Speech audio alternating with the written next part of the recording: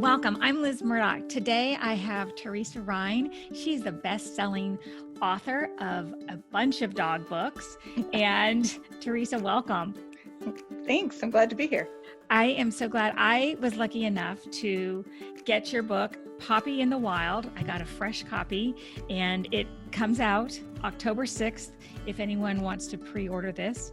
And it is a fascinating read on lost dog who found, well, she didn't find her way home, but she is back home. Pretty close. Yeah. She found her way back to you. Yes. And it's the story of her adventure and a little bit more. One of the reasons that I wanted to talk to both you, your book does a great job helping people who have lost a dog. It's chock full of tips, your adventure. Yeah. We're going to talk about that. And then we're also, for those of you who are regular listeners of Talking with the Dogs, you know, I typically don't know much about the dogs before, but in this case, I read the book and Poppy and I met, like some of the dogs I talked to, on Instagram. And I was like, wait a minute, I want to talk to this dog, not knowing how much there was to her story.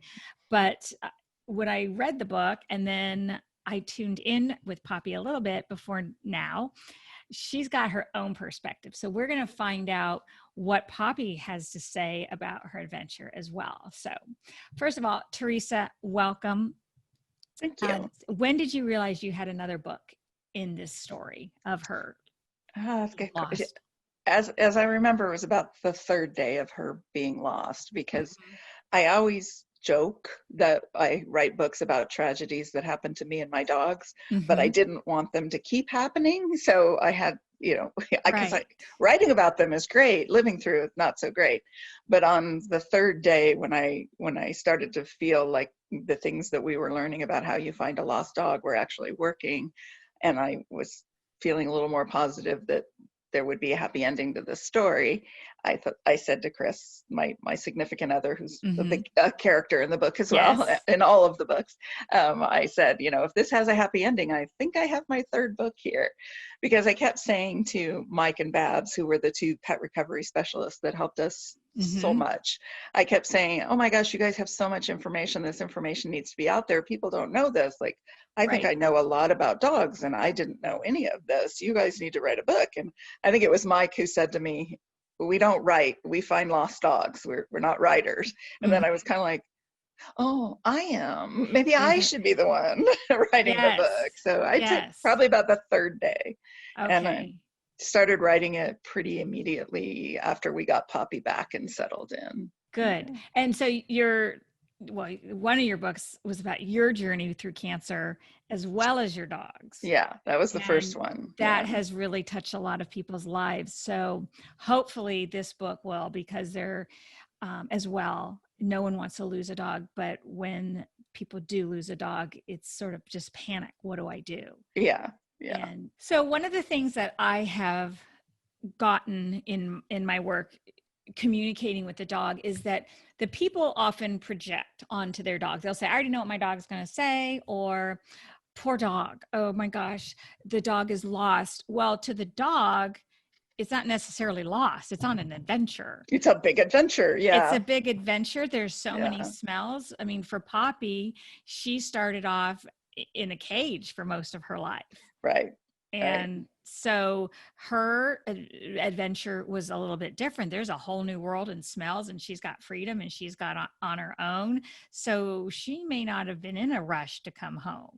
I do think she was happy when she came back to me, but that was kind of evident when I got her, because she was just like, what's the big deal? And wagging her tail and happy and, full of confidence, more confident than before she got lost. So it really did feel like, oh, this was a different experience for her. It's hard, but sometimes we might think, our poor dog, where the dog is on an adventure or the dog is happy to be, I've had clients who they're concerned about their dog that's left alone during the day while they're at work.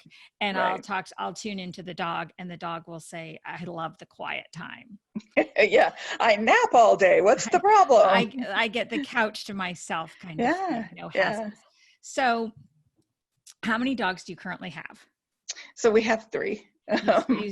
You have three. That's fine. I have Yeah, three too. yeah, So yeah. Poppy got out and she made her way home, and you journaled all of this. I don't want to tell too much about the giveaway of the story, but Yeah. we do know that she found her way home, and this is what happened and how you found her. How has she changed since you got home, that you've come to sort of look at her being lost in a different way? I think the biggest change was, like I said, just almost instantly, she was this much more confident dog. Mm-hmm. She's still maybe a little bit more nervous in if meeting someone new or a new situation or something. Mm-hmm. She's a little more nervous than our other two dogs, but she's also much younger. Yeah. But she just a lot more confident, and she was fairly bonded to me when she got lost, but she's been really bonded to me since she got back. I guess a pressing thing is because there are people who are like, just tell me what I need to know. Right. And what are your biggest tips that you want people to know? Because I want to get that out. I think the first one is stop. Like, just stop, because our instinct is to run and chase after the dog. Mm-hmm. And if the dog sees you, one of two things is going to happen. They're going to be like, oh, look, mom's running too. It's a game. And they're going to keep running. Or Mm-hmm. they're going to say, oh my God, if she's worried, then I really need to be worried and I better run even faster. And they're going to run in a way where they're not thinking, and they're going to run into traffic or someplace you wish they Yeah. hadn't. The whole thing really was about figuring out what this dog's pattern was by Mm-hmm. sightings. That's all we wanted, was people to find out where the dog was, let us know, where was she, where'd you see her, what direction was she headed, so we could eventually figure out a pattern and set a trap for her. And Mm-hmm. that's all about getting signs out there, getting the right sign, There's many signs. as many signs as possible. The dog is going to be better at keeping themselves safe than you will be out there chasing the dog around. Okay. And that was the big learning thing for me, because it feels like you're doing nothing to be just putting signs up, or sitting waiting in the spot where the dog was, Mm-hmm. not chasing, not following, but sitting waiting.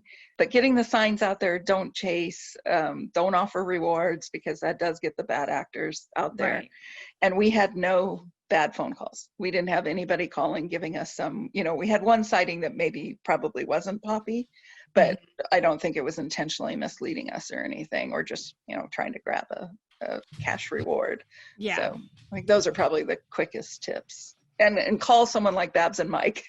They're called pet recovery specialists. They both work for free. There are a lot of them out there, and they can help you by phone, tell you what to do. I never met Babs or Mike until a month after we caught Poppy, when I had a thank you party for Yeah. everybody involved. But I was really impressed that it's it's clear that part of your mission is helping people find their dogs with these. Absolutely, yes. So Poppy in the Wild, it's a new book that is a great resource for anyone looking for tips on what to do. Did you feel any sense that you knew Poppy was fine, or were you so overcome with fear that you didn't feel a connection? It went up Did and that play down into all it? day Mm-hmm. long, It's all hard. day long. It's very hard. There were times when I would feel like, we're going to find her. She's going to find us. We will see her again. And things like, I kept waking up at 4 a.m, which was Yeah. the time that Poppy always woke up. And Mm-hmm. although it was annoying to not be able to sleep, it felt sort of like a sign to me, for lack of a better word, that, Okay. and I was thinking, she's probably doing the same thing. And it's just a matter of time. But of course, because I wasn't getting a lot of sleep, and because there were storms and she was in the middle of Wilderness Park, there were certainly times where it did feel absolutely Yeah. hopeless. It's hard when we're rattled. Yeah. So we're going to find out a little bit about what Poppy says about this. So I was Poppy gonna is say that next to you on the couch. you want to see, and she's with Sure. Ro now too, so you can. And Poppy may join us and get up. Sometimes they do, and sometimes Yeah. I can still get a sense. So the first thing that I said, Poppy, do you want to add anything to this book tour? And the first thing she said is she left some things out. And I hadn't thought about that, but as a reader and a writer, I know that not every book can have everything. Can you share anything you left out? that Poppy might want you to know? Poppy might, yeah. Or I us to think like know? most memoirs, you have to pick and choose and leave some things out. And I left out Poppy's point of view because I didn't know it. I only knew what people were telling us. So I'm curious to hear what Poppy has told you. So yeah, it's not always a smooth and easy thing with a rescue dog. And as I think Mike and Babs both continued to say to me, a lot of it's about controlling the people as well. So sometimes people would insist on doing things their way, and I would have to stop that. It is important to stop and listen to the team who might have another perspective, or like Mike, who didn't even know Poppy, is like, this is what science has shown in these lost dogs. That if anyone's listening and you like to help with lost dogs or know of one, that these tips are really important, because dogs do create a pattern, and sometimes they're not feeling woe is me. And whether you can set up a strategy for sightings, or you can stay calm. And if you're someone who meditates and believes in energetic communication, do that in a positive way to invite the dog back. Yeah. So what else? So Poppy wanted people to know that it takes a team of people to find a dog, just like in rescuing a dog, it takes a team. So if you have and she liked the team, she saw them, and they became familiar. So I think it reinforced to her route that she could go, because it was like, oh, I'll go check in there. There they are. And I think she did see you, or she knew you were there, but she wasn't done. She wasn't done with her big adventure. No, I don't think. I don't think so. Poppy. I know, it's so fun, but it's like to her, it was like an oversized dog park. Yeah.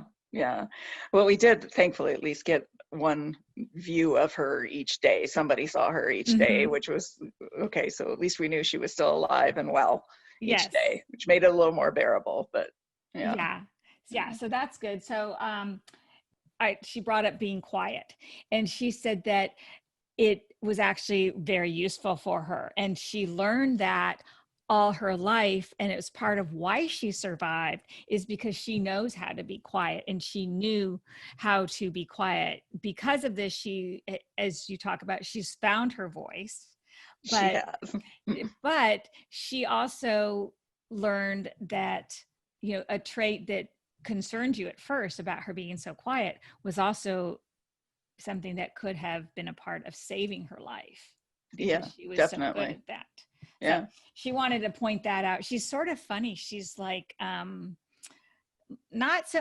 I told you so, but can I, in a negative way, but sort of, can I point this She's out? She's like, let me explain. Yes. Yeah, I think she does like this idea of a book tour together in Poppy's her side of the story. Poppy's perspective. Yes. Poppy is sort of wants to use her platform here again, that not all dogs, that sometimes dogs need new homes and need to be rescued, and it's for whatever situation. And that she's sort of, can we just get that clear, that if a dog needs a new home, then it just needs a new home. And what is it? It's like her backstory is it's like she doesn't want her backstory to overshadow like Rose's backstory. Right. And what matters is that a dog can move into a new home and have the best story, or have the most important story be there. Yeah, that makes sense. Like, she wants these stories, or her like the story of her, while it was not desirable, Poppy, to get lost in a wilderness, that story has become the biggest story for now, that can touch so many, really help people. Yeah. That's really why I wanted to write it too, is to really help people by sharing a real life story with a happy ending, and giving all the tips, and hopefully it helps you remember them by hearing them in a story. But we try, for the most part, even though I write about dogs, and so obviously I write about their backgrounds, we try for the most part to not let that sort of rule their life. That's in the past, and they're all they're all living great lives now. So what else would you want? Percival did come over.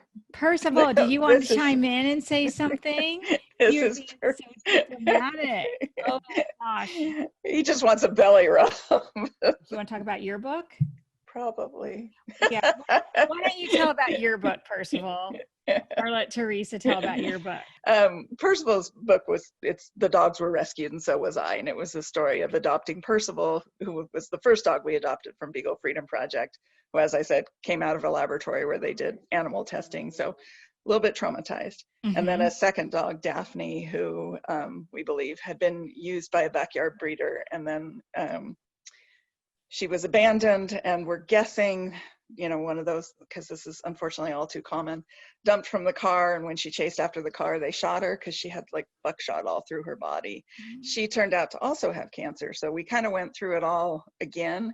Yeah. And it made me determined to look at our lives and look at, like, that's an awful lot of cancer in our life. And I didn't really know about animal testing. So I went on this journey of discovering, what products are tested on animals and getting those out of our life. And it turns out a lot of the chemicals and things like that cause cancer in dogs cause cancer in us, and also happen to be, tested on animals. And so right. It was how Percival and Daphne inspired us to clean up our life in that regard. So I love that Percival wanted to share that book. Apparently so. I love that, because it's important when you put a book that is a feel-good book about a dog and I love how you weave through the tips. So it's like they're infused. Now I know even more so that you've got other books to read. It was really eye-opening and definitely changed our lives, as dogs do. So. They do, in lots of good ways. Well, I think your writing style is fabulous. I think it's a gift to be able to tell memoir and story with also educating in a very, non-threatening way, anything, just positive way. Like, oh, this is I can't be judgmental, because I didn't know any of this, so come with me on my journey while I learn.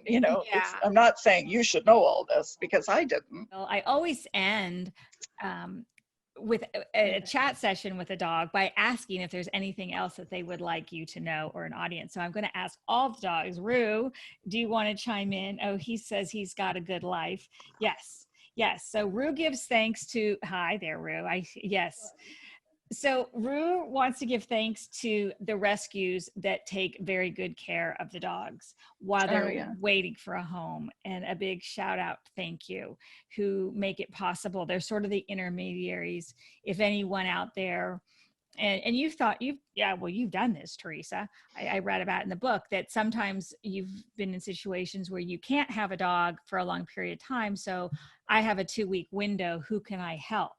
And if anyone's fostering. If anyone's listening and you really miss a dog, but you're not ready for a full-time dog, there are very reputable rescues who will work with you and support you in giving a home to a dog for a couple weeks or a couple months, whatever works for you. And Rue survived because of that. He was able to live in a foster situation, and like a sanctuary. And then he went to Teresa. So I guess he wants people to know, don't forget about fostering. Yeah. That's Rue's message. Poppy, what do you have to say? Oh, she's funny. She's like, read the book. Okay. So this is a book club. There she is, the star of the book. Maybe she'll be a movie star one day. Maybe they'll make a movie of it. But it's an excellent book, full of tips. Thank you. Give you a sense of what to do, how rescue teams work. And Percival, we know there's a second book. So if you look up Teresa Rhyne, she's on Amazon, or I'm sure she's in more than a few favorite bookstores. You can. And right now bookshop.org is, you can support your indie bookstores, and get all of my books are on that right now too. And it helps support indie bookstores. Teresa, do you want to add anything? thank you for having me and helping to get the word out, because I do think these are important messages. And I know how terrifying it is to lose a dog, and to be able to give people hope and give them the tools to be able to do that. It was the whole reason for getting the book out there. So thank you for helping to share that word. Excellent. I will certainly, and I'll put tips out and where to find you. I know you're on Instagram if they want to follow some of your journey with your dogs. Yeah. And thank you so much. Thank you. And all the best to you as you continue your promo for the book and your promo or your support for your wonderful dogs. Thank you very much. Nice talking to you. You too. Don't forget to subscribe to our YouTube channel or the Talking with the Dogs podcast. And don't forget to talk to your dog.